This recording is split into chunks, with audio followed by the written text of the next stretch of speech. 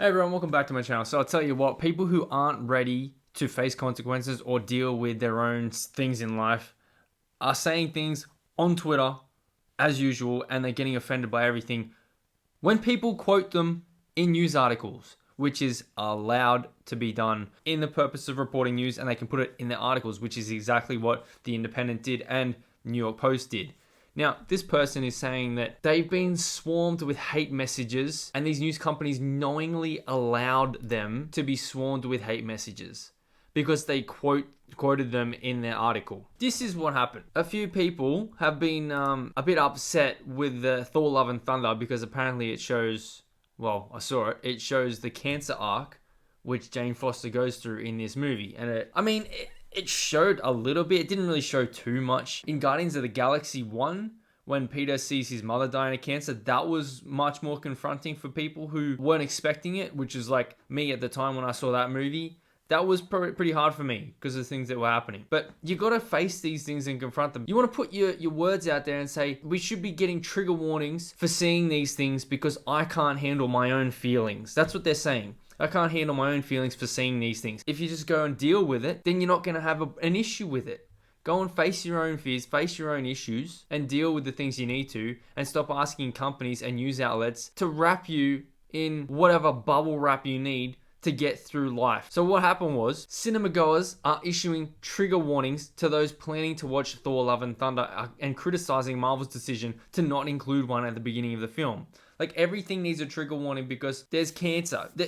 Everything needs a trigger warning these days. Like, we're going to get to a point where if these people get their way, which is looking like what's happening with these new Marvel movies and what's happening at DC and all these other places with the comics, that movies and entertainment, all this stuff is just going to be a bunch of social, political nonsense that has nothing to do with any story that's going on. It's just all about how can we make these people feel okay with things that they can't deal with in their own lives. That's all it's going to be. And that's all we are seeing at the moment. But what happened was, this person was quoted in The Independent, so this one. So they didn't even name them, but they put the quote in. So obviously you can just copy that and then paste it on Twitter and then see who it was. But New York Post actually put the quote tweet embedded in the article. And now this person said this: "I didn't consent to this being used, and ever since it was posted, I've been getting flooded with really awful replies, quote tweets, and DMs from strangers." At Independent, who posted it, this was not okay. So The Independent was the one who posted the quote. And everyone's coming back, "I'm so sorry this happened. This is not okay." They said they didn't consent to this being used. However, news companies can use quoted tweets for the purposes of reporting news. There's also other purposes which you can use quotes. This one is in the purpose of reporting news. So it's totally okay for them to do it. I quote tweeted this one and saying, "It doesn't matter about your consent. It's online. It's the internet." So I said, wrong. News sites are allowed to use quotes available in the public domain, example Twitter, for the purposes of reporting news. They're allowed to. And then he replied, "Just because it's allowed doesn't mean it's ethical." Now you want to get into the ethics of journalism and reporting news? Okay. "Knowingly allowing someone to be swarmed with hate messages isn't a good thing to do. Asking consent, elaboration, or at least some warning shouldn't be an unreasonable ask." The thing is, they don't have to. Now you want to get into, should they do it because of the potential for someone to come back and reply to you, and it's going to hurt your feelings even more because you can't deal with them? That's on you. They're your own words.